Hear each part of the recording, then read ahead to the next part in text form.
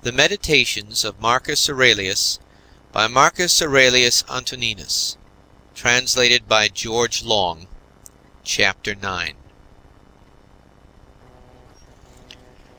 He who acts unjustly acts impiously.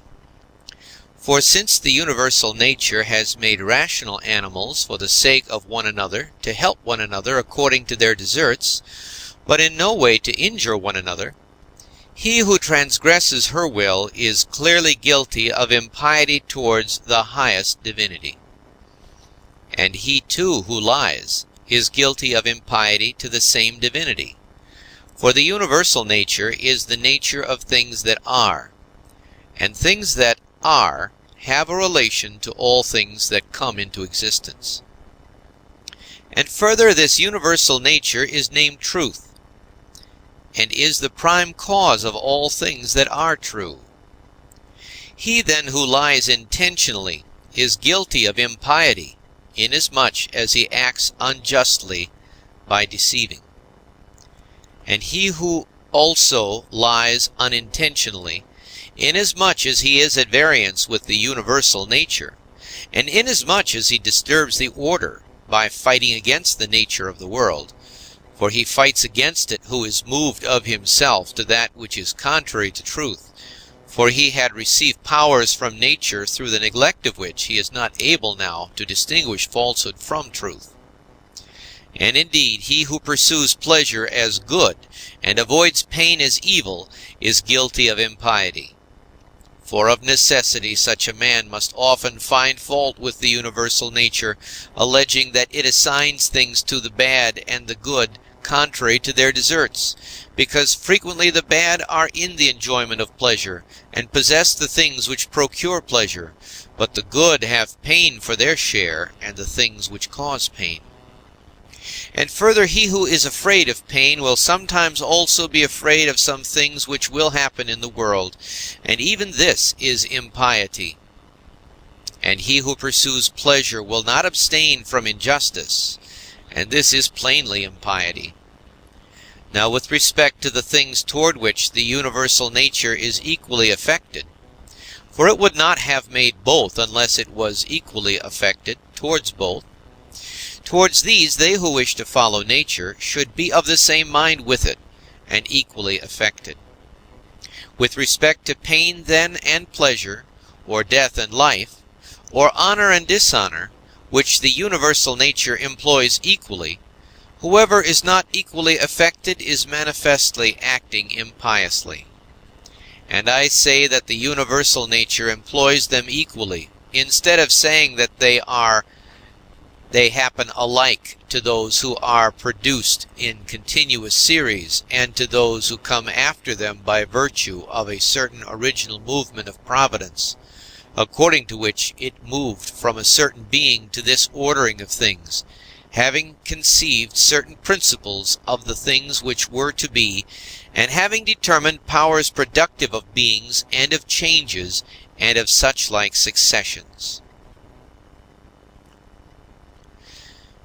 It would be a man's happiest lot to depart from mankind without having had any taste of lying and hypocrisy and luxury and pride.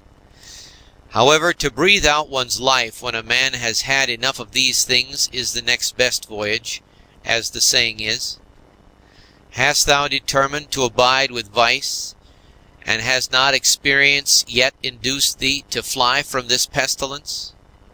For the destruction of the understanding is a pestilence, much more indeed than any such corruption and change of this atmosphere which surrounds us. For this corruption is a pestilence of animals, so far as they are animals, but the other is a pestilence of men, so far as they are men.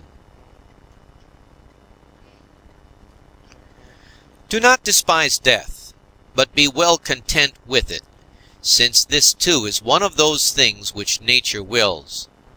For such as it is to be young and to grow old, and to increase and to reach maturity, and to have teeth and beard and gray hairs, and to beget and be pregnant, and to bring forth, and all the other natural operations which the seasons of thy life bring, such also is dissolution.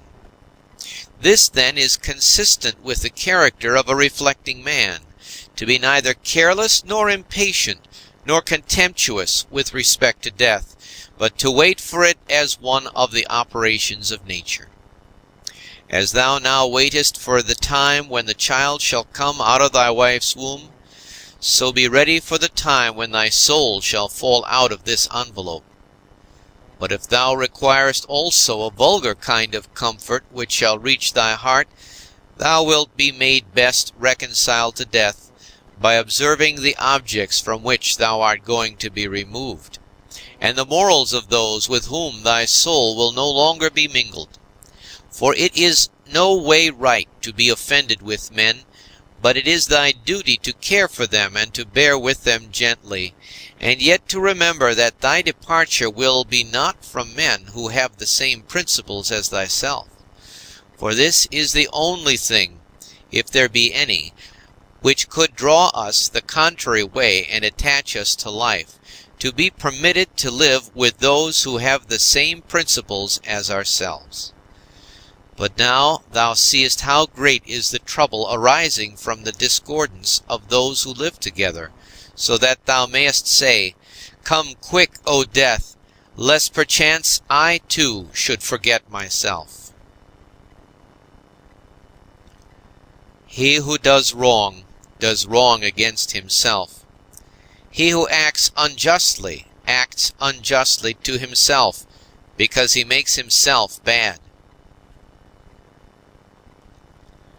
He often acts unjustly who does not do a certain thing, not only he who does a certain thing.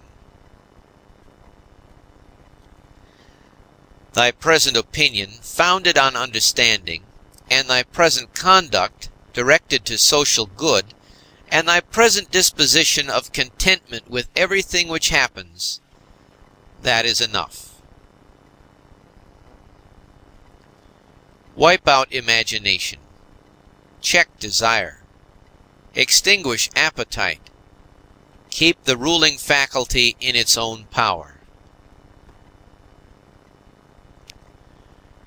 Among the animals which have not reason, one life is distributed. But among reasonable animals, one intelligent soul is distributed, just as there is one earth of all things which are of an earthly nature, and we see by one light and breathe one air, all of us that have the faculty of vision, and all that have life.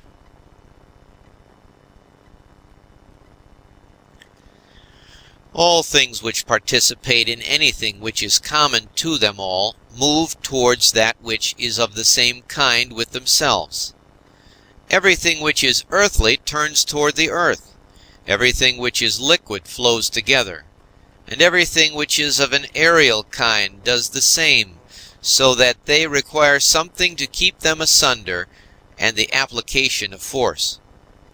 Fire indeed moves upwards on account of the elemental fire, but it is so ready to be kindled together with all the fire which is here, that even every substance which is somewhat dry is easily ignited, because there is less mingled with it of that which is a hindrance to ignition.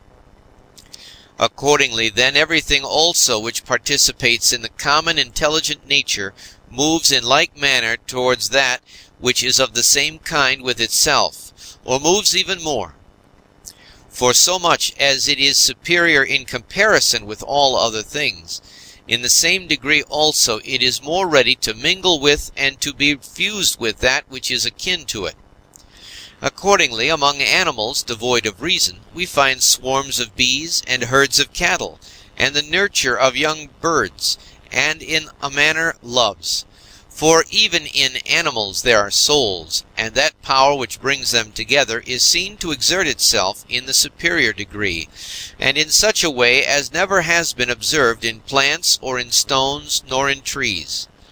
But in rational animals there are political communities and friendships, and families and meetings of people, and in wars, treaties, and armistices.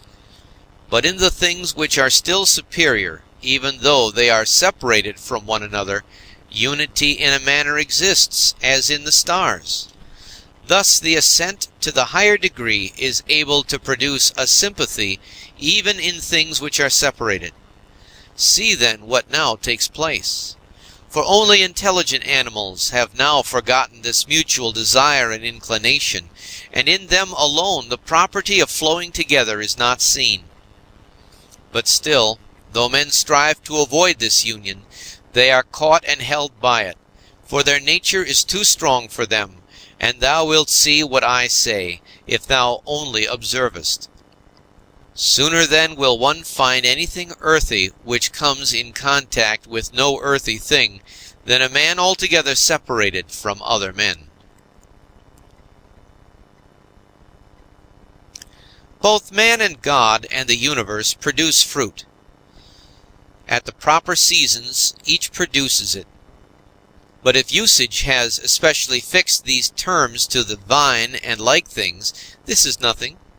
Reason produces fruit both for all and for itself, and there are produced from it other things of the same kind as reason itself. If thou art able, correct by teaching those who do wrong. But if thou canst not, remember that indulgence is given to thee for this purpose, and the gods too are indulgent to such persons. And for some purposes they even help them to get health, wealth, reputation, so kind they are. And it is in thy power also. Or say, who hinders thee? Labor not as one who is wretched, nor yet as one who would be pitied or admired, but direct thy will to one thing only, to put thyself in motion and to check thyself, as the social reason requires. Today I have got out of all trouble, or rather I have cast out all trouble, for it was not outside, but within, and in my opinions. All things are the same, familiar in experience, and ephemeral in time, and worthless in the matter. Everything now is just as it was in the time of those whom we have buried. Things stand outside of us, themselves by themselves, neither knowing aught of themselves, nor expressing any judgment.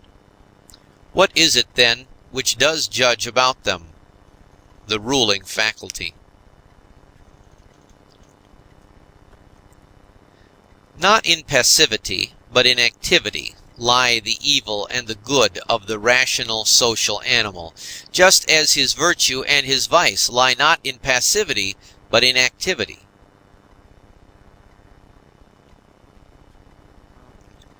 For the stone which has been thrown up, it is no evil to come down, nor indeed any good to have been carried up. Penetrate inwards into men's leading principles, and thou wilt see what judges thou art afraid of, and what kind of judges they are of themselves.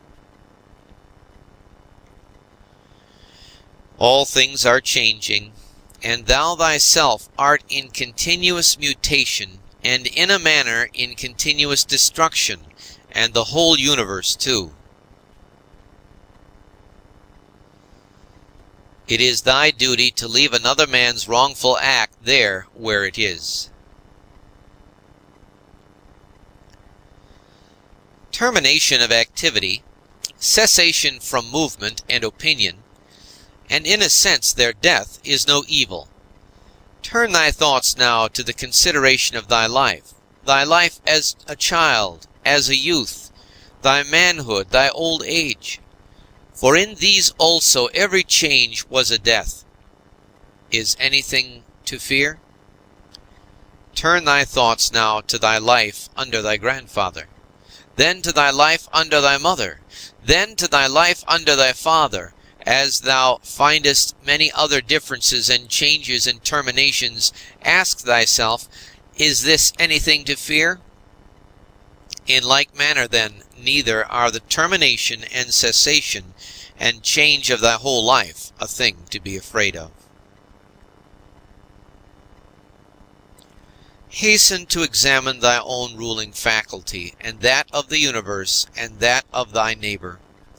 Thy own, that thou mayest make it just, and that of the universe, that thou mayest remember of what thou art a part, and that of thy neighbor, that thou mayest know whether he has acted ignorantly or with knowledge, and that thou mayest also consider that his ruling faculty is akin to thine.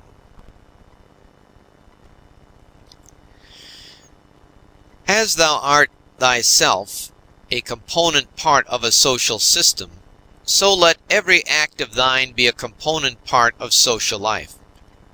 Whatever act of thine, then, has no reference, either immediately or remotely, to a social end, this tears asunder thy life, and does not allow it to be one, and is of the nature of a mutiny, just as when in a popular assembly a man acting by himself stands apart from the general agreement. Quarrels of little children and their sports, and poor spirits carrying about dead bodies, such is everything. And so what is exhibited in the representation of the mansions of the dead strikes our eyes more clearly.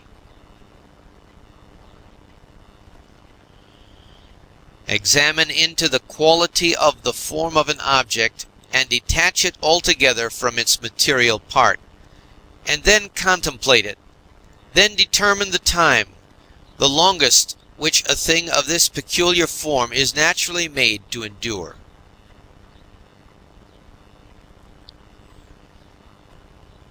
Thou hast endured infinite troubles through not being contented with thy ruling faculty, when it does the things which it is constituted by nature to do. But enough of this. When another blames thee or hates thee, or when men say about thee anything injurious, approach their poor souls, penetrate within, and see what kind of men they are. Thou wilt discover that there is no reason to take any trouble that these men may have this or that opinion about thee. However, thou must be well disposed towards them, for by nature they are friends. And the gods too aid them in all ways, by dreams, by signs, toward the attainment of those things on which they set a value.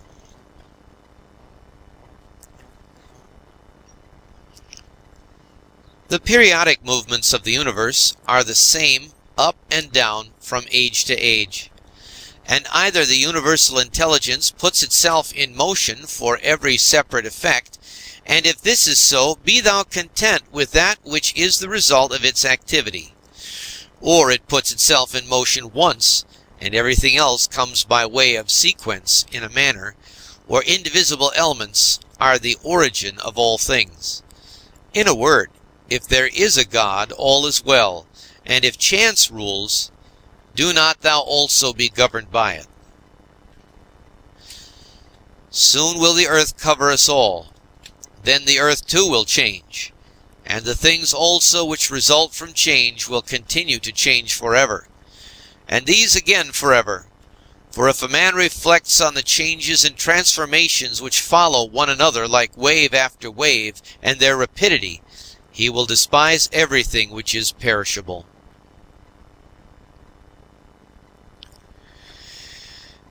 The universal cause is like a winter torrent. It carries everything along with it. But how worthless are all these poor people who are engaged in matters political, and, as they suppose, are playing the philosopher. All are drivellers. Well then, man, do what nature now requires. Set thyself in motion, if it is in thy power, and do not look about thee to see if anyone will observe it, nor yet expect Plato's Republic. But be content if the smallest thing goes on well, and consider such an event to be no small matter. For who can change men's opinions?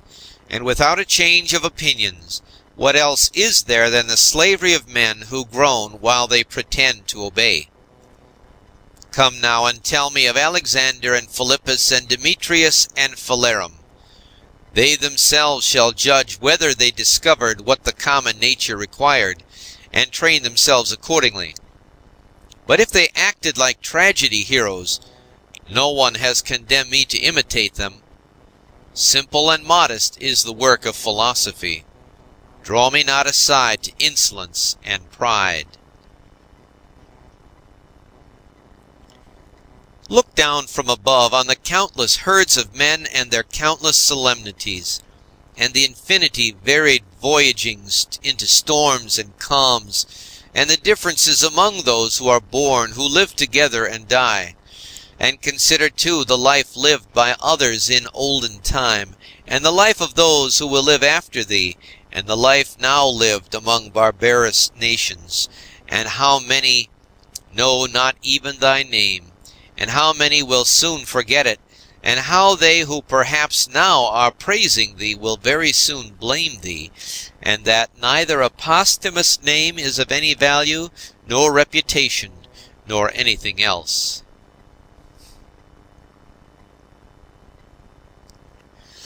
Let there be freedom from perturbations with respect to the things which come from the external cause. And let there be justice in the things done by virtue of the internal cause. That is, let there be movement and action terminating in this, in social acts, for this is according to thy nature.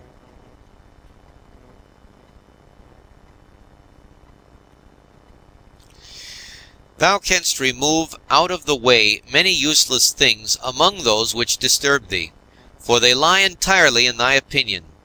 And thou wilt then gain for thyself ample space by comprehending the whole universe in thy mind, and by contemplating the eternity of time, and observing the rapid change of every several thing, how short is the time from birth to dissolution, and the illimitable time before birth, as well as the equally boundless time after dissolution. All that thou seest will quickly perish, and those who have been spectators of its dissolution will very soon perish too, and he who dies at the extremest old age will be brought into the same condition with him who died prematurely. What are these men's leading principles? And about what kind of things are they busy? And for what kind of reasons do they love and honor? Imagine that thou seest their poor souls laid bare, when they think that they do harm by their blame or good by their praise. What an idea! Loss is nothing else than change. But the universal nature delights in change, and in obedience to her all things are now done well, and from eternity have been done in like form, and will be done to such time without end. What then dost thou say? That all things have been, and all things always will be bad, and that no power has ever been found in so many gods to rectify these things, but the world has been condemned to be bound in never-ceasing evil? The rottenness of the matter which is the foundation of everything, water, dust, bones, filth, or again, marble rocks, the callosities of the earth, and gold and silver and sediments and garments, only bits of hair and purple dye, blood and everything else is of the same kind, and that which is of the nature of breath is also another thing of the same kind, changing from this to that. Enough of this wretched life, and murmurings, and apish tricks. Why art thou disturbed? What is there new in this? What unsettles thee? Is it the form of the thing? Look at it. Or is it the matter? Look at it. But besides these there is nothing. Toward the gods, then, now become at last more simple and better.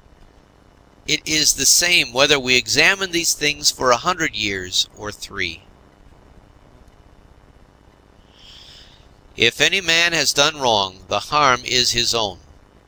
But perhaps he has not done wrong.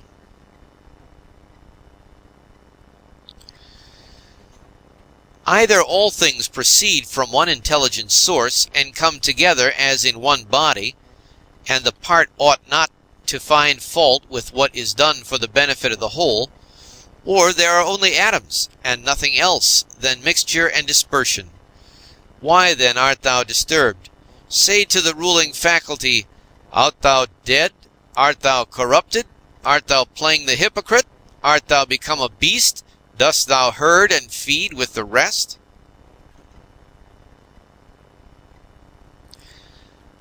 Either the gods have no power, or they have power. If then they have no power, why dost thou pray to them? But if they have power, why dost thou not pray for them to give thee the faculty of not fearing any of the things which thou fearest, or of not desiring any of the things which thou desirest, or not being pained at anything, rather than pray that any of these things should not happen or happen? For certainly if they can cooperate with men, they can cooperate for these purposes. But perhaps thou wilt say the gods have placed them in thy power. Well then, is it not better to use what is in thy power like a free man than to desire in a slavish and abject way what is not in thy power? And who has told thee that the gods do not aid us even in the things which are in our power? Begin then to pray for such things, and thou wilt see. One man prays thus, How shall I be able to lie with that woman? Do thou praise thus, How shall I not desire to lie with her? Another prays thus, How shall I be released from this? Another prays, How shall I not desire to be released? Another thus, How shall I not lose my little son? Thou thus, How shall I not be afraid to lose him? In turn thy prayers this way, and see what comes. Epicurus says, In my sickness my conversation was not about my bodily sufferings, nor, says he, did I talk on such subjects to those who visited me, but I continued to discourse on the nature of things as before, keeping to this main point, how the mind, while participating in such movements as go on in the poor flesh, shall be free from perturbations and maintain its proper good. Nor did I, he says, give the physicians an opportunity of putting on solemn looks, as if they were doing something great, but my life went on well and happily. Do then the same that he did, both in sickness, if thou art sick, and in any other circumstances.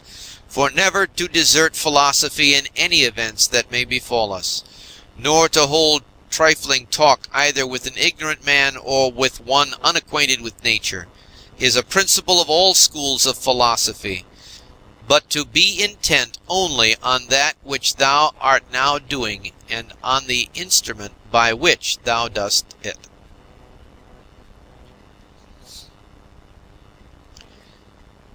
When thou art offended with any man's shameless conduct, immediately ask thyself, Is it possible then that shameless men should not be in the world? It is not possible. Do then require what is impossible, for this man also is one of those shameless men who must of necessity be in the world. Let the same considerations be present to thy mind in the case of the knave and the faithless man, and of every man who does wrong in any way. For at the same time that thou dost remind thyself that it is impossible that such kind of men should not exist, thou wilt become more kindly disposed toward every one individually. It is useful to perceive this too, immediately when the occasion arises, that virtue nature has given to man to oppose to every wrongful act. For she has given to man, as an antidote against a stupid man, mildness, and against another kind of man some other power. And in all cases it is possible for thee to correct thy teaching the man who is gone astray. For every man who errs misses his object and is gone astray. Besides, wherein hast thou been injured? For thou wilt find that no one among those against whom thou art irritated has done anything by which thy mind could be made worse. But that which is evil to thee and harmful has its foundation only in the mind. And what harm is done, or what is there strange, if the man who has not been instructed does the acts of an uninstructed man? Consider whether thou shouldest not rather blame thyself, because thou didst not expect such a man to err in such a way. For thou hast means given thee by thy reason to suppose that it was likely that he would commit this error, and yet thou hast forgotten and art amazed that he has erred. But most of all, when thou blamest him as a father or ungrateful, turn thyself, for the fault is manifestly thy own. Whether thou didst trust that a man who had such a disposition would keep his promise, or when conferring thy kindness thou didst not confer it absolutely, nor yet in such a way as to have received from thy very act all the profit. For what more dost thou want when thou hast done a man a service? Art thou not content that thou hast done something comfortable to thy nature, and dost thou seek to be paid for it? Just as if the eye demanded a recompense for seeing, or the feet for walking. For as these members are formed for a particular purpose, and by working according to their several constitutions obtain what is their own, so also as man is formed by nature to acts of benevolence, when he has done anything benevolent, or in any other way conducive to the common interest, he has acted conformably to his constitution, and he gets what is his own.